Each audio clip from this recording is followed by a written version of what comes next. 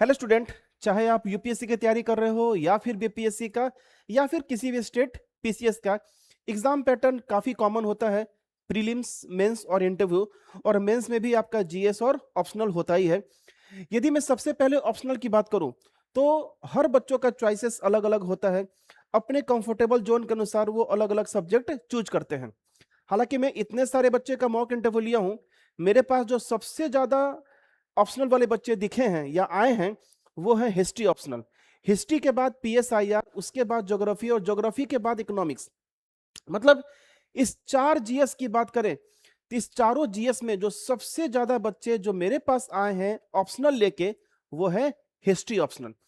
इसके बाद यदि मैं प्रीलिम्स की बात करूं या फिर मेंस की बात करूं, मेंस में जीएस की बात करूं, तो करंट अफेयर्स में सबसे ज्यादा क्वेश्चन जो दिखे गए हैं वो है इकोनॉमी।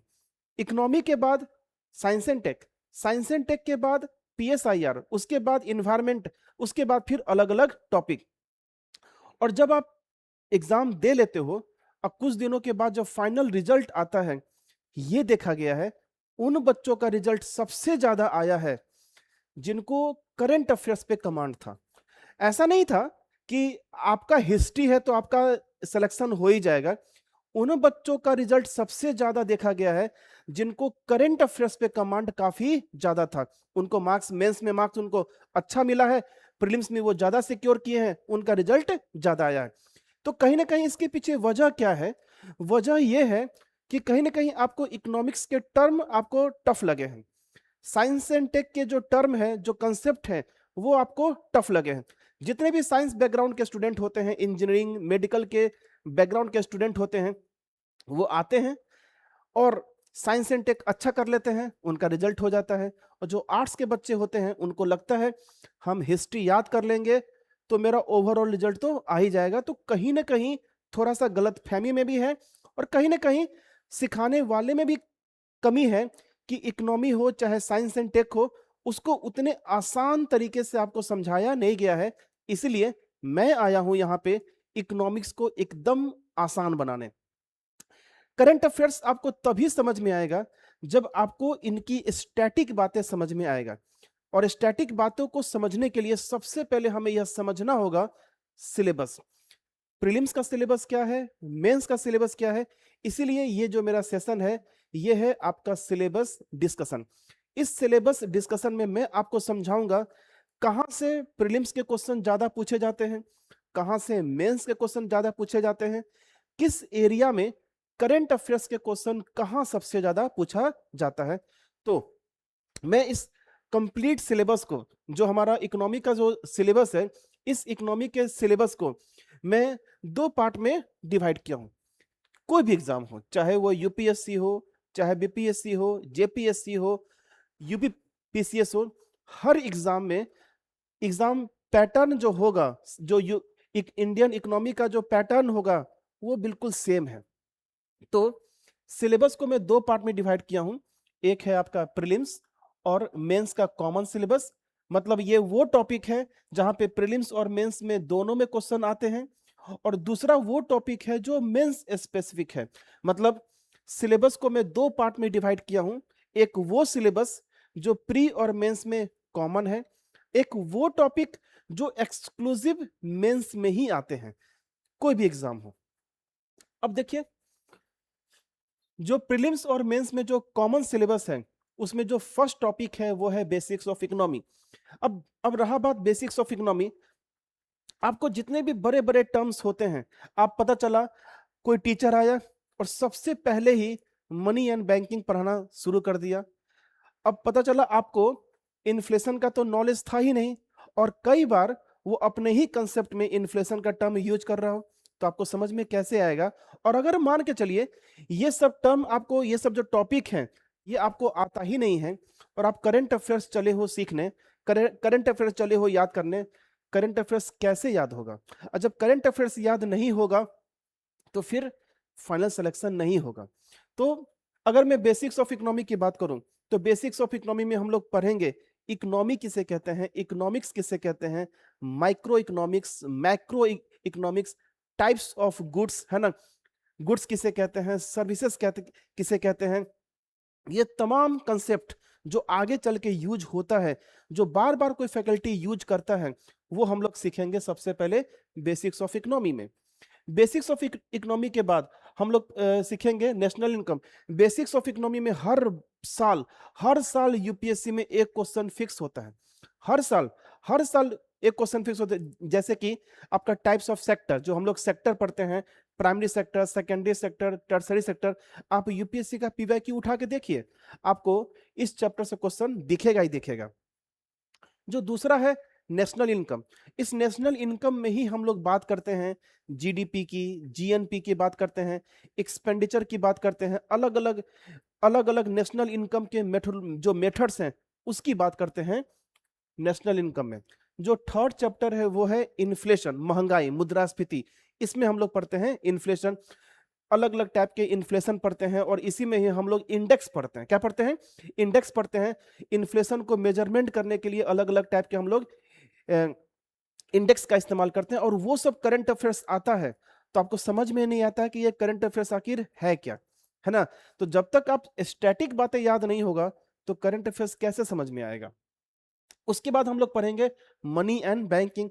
मनी और बैंकिंग में ही हम लोग पढ़ेंगे आरबीआई के बारे में पढ़ेंगे, अलग अलग शेड्यूल और नॉन शेड्यूल कमर्शियल बैंक के बारे में पढ़ेंगे, बेसल नॉर्म्स के बारे में पढ़ेंगे, एनपीए के बारे में पढ़ेंगे। तो अलग अलग टॉपिक्स हैं मनी और बैंकिंग। इस पूरे टॉपिक्स में जो सबसे लंबा सिलेबस है वो है मनी और बैंकिंग, और सबसे ज्यादा क्वेश्चन अगर पूछा जाता है इस सारे टॉपिक्स में से तो वो है मनी एंड बैंकिंग। ठीक है, इसके बाद है फाइनेंशियल टेक्नोलॉजी। आजकल कई सारे क्वेश्चंस आने लगे हैं, जैसे कि बिटकॉइन का क्वेश्चन। तो बिटकॉइन का क्वेश्चन हम लोग पढ़ेंगे फाइनेंशियल टेक्नोलॉजी में ही। फिर है fiscal policy, one of the major most important topic that is called fiscal policy. इसमें ही हम लोग पढ़ते हैं बजट के बारे में, इंडियन टैक्स स्ट्रक्चर या फिर टैक्सेशन के बारे में पढ़ते हैं। अगर आप बीपीएससी के एग्जाम दे रहे हो और प्रीलिम्स के एग्जाम दे रहे हो, उस प्रीलिम्स के एग्जाम में बिहार का इकोनॉमी सर्वे और बजट पढ़ के नहीं जाओगे, क्वेश्चन बनने वाला नहीं है। ठीक है, तो ये बहुत इंपॉर्टेंट हो जाता है किसी भी एग्जाम के प्रीलिम्स पॉइंट ऑफ व्यू से। क्लियर? फिर हम लोग पढ़ेंगे इंडियन फाइनेंशियल मार्केट। इसमें ही हम लोग पढ़ते हैं मनी मार्केट, पढ़ते हैं कैपिटल मार्केट पढ़ते हैं। आप कई बार क्वेश्चन पूछा जाता है गवर्नमेंट सिक्योरिटीज, जीसेक्स, तो इसमें ही हम लोग पढ़ते हैं जीसेक्स के बारे में पढ़ते हैं, bond, debentures, call option, put option पढ़ते हैं इसके बारे में। नेक्स्ट चैप्टर है हमारा बैलेंस ऑफ पेमेंट। इसी को हम लोग बोलते हैं बीओपी, बैलेंस ऑफ पेमेंट हम लोग पढ़ते हैं। India's foreign exchange and foreign trade. आप पिछले 10 साल का क्वेश्चन उठा के जरा देखिए, किसी भी एग्जाम का, चाहे वो यूपीएससी हो, चाहे बीपीएससी हो, या फिर किसी भी स्टेट पीसीएस में, आपको कई सारे क्वेश्चंस दिखेंगे। और अब तो इतना सारा जो कॉन्फ्लिक्ट हो रहा है आपके ईरान, इजराइल, यूएसए में, तो कहीं ना कहीं ये फॉरेन एक्सचेंज और फॉरेन ट्रेड इंपैक्ट डाल रहा है, और इससे क्वेश्चन आने की संभावना सबसे ज्यादा है। इसके बाद जो लास्ट टॉपिक है वो है इंटरनेशनल ऑर्गेनाइजेशन। इसमें ही हम लोग पढ़ते हैं जैसे कि वर्ल्ड बैंक के बारे में पढ़ते हैं, आईएमएफ के बारे में पढ़ते हैं, ब्रिक्स के बारे में पढ़ते हैं। तो अलग अलग जो इंटरनेशनल ऑर्गेनाइजेशन है जो बार बार न्यूज में आते रहता है, उसके बारे में हमको स्टैटिक बातें समझना जरूरी है। तो ये वो टॉपिक है जो प्रीलिम्स और मेंस में कॉमन है। अब हम लोग बात करते हैं मेंस स्पेसिफिक। एक बात याद रखना, अगर कोई स्टूडेंट बिना प्रीलिम्स और मेंस का कॉमन टॉपिक पढ़े अगर मेंस स्पेसिफिक में आता है, कुछ नहीं होगा, आप पढ़ोगे और भूल जाओगे। कैसे? लिसन, कैसे? जैसे कि मान के चलिए कि अगर economic growth and economic development की बात करते हैं, इकोनॉमिक ग्रोथ का जो डिफिनीशन है उस डिफिनीशन में ही जीडीपी की बात की जाती है, और आपको जीडीपी आता है नहीं, तो आप कैसे समझोगे कि इकोनॉमिक ग्रोथ आखिर कहते किसको है? सो मेंस स्पेसिफिक्स पढ़ने के लिए आपको सबसे पहले जो ये टॉपिक है, ये टॉपिक पे अच्छा कमांड होना जरूरी है। चलिए आते हैं हम लोग मेंस स्पेसिफिक पे। जो फर्स्ट टॉपिक है वो है प्लानिंग इन इंडिया। जो हम लोग पढ़ते हैं 5 ईयर प्लान पढ़ते हैं, प्लानिंग कमीशन के बारे में पढ़ते हैं, फर्स्ट 5 ईयर प्लान जो 1951 में लागू हुआ था। तो यहाँ पे हम लोग पढ़ेंगे प्लानिंग इन इंडिया, हालांकि अब ये नहीं है, अब ये रिप्लेस हो चुका है नीति आयोग से, लेकिन क्वेश्चन पूछा जाता है। इकोनॉमिक रिफॉर्म के बारे में पढ़ते हैं, जैसे हम लोग पढ़ते हैं pre economic reform, post economic reform, economic growth and development. हर साल मेंस में इससे रिलेटेड एक क्वेश्चन आपको डायरेक्टली इनडायरेक्टली देखने को मिल जाता है। Poverty, inequality, unemployment. नेक्स्ट है आपका agriculture, irrigation and food processing. यदि आप बीपीएससी का मेंस लिख रहे हो तो आपके लिए दो टॉपिक बहुत इंपॉर्टेंट हो जाते हैं, एग्रीकल्चर और industry. Got it my point. उसके बाद है आपका food security and food management, industry and MSME sector in India, और जो लास्ट है सर्विस सेक्टर इन इंडिया। अगर सर आपसे ये पूछा जाए कि सर ये जो मेंस स्पेसिफिक है, इस मेंस स्पेसिफिक में भी सबसे सर इंपॉर्टेंट कौन कौन सा है, तो सबसे इंपॉर्टेंट है इकोनॉमिक ग्रोथ एंड डेवलपमेंट। उसके बाद है पोवर्टी, इनइक्वालिटी एंड अनएम्प्लॉयमेंट, और ये देखा जाए तो ये दोनों एक ही में ही है, ठीक है। इसके बाद एग्रीकल्चर और वो है इंडस्ट्री, ये बहुत इंपॉर्टेंट है। सो आप सभी से मैं ये रिक्वेस्ट करूंगा कि अगर आपको पढ़ना है तो सबसे पहले आप प्री और मेंस का जो कॉमन सिलेबस है सबसे पहले वो पढ़िए, उसके बाद जो मेंस स्पेसिफिक है आप उसको पढ़िए। मैं आपको स्लोली हर टॉपिक्स, इकोनॉमिक्स के जितने भी चैप्टर हैं उस चैप्टर के अंदर जितने भी टॉपिक्स और सब टॉपिक्स हैं, मैं स्लोली एग्जाम्पल दे के एकदम प्यार से कंसेप्ट क्लियर करता हूं और करूंगा। आप उसके बाद करंट अफेयर्स पढ़ के जरा देखिएगा, हर करंट अफेयर्स आपको लगेगा कि अब ये करंट अफेयर्स आपके रेंज का है और आपको समझ में भी आ रहा था। तो ये था हमारा complete syllabus discussion, UPSC, BPSC and entire state PCS.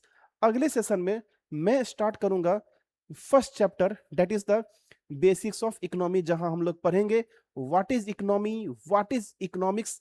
अलग अलग कंसेप्ट है और काफी मजेदार कंसेप्ट है हम लोग सीखेंगे इकोनॉमी में, ठीक है। Thank you.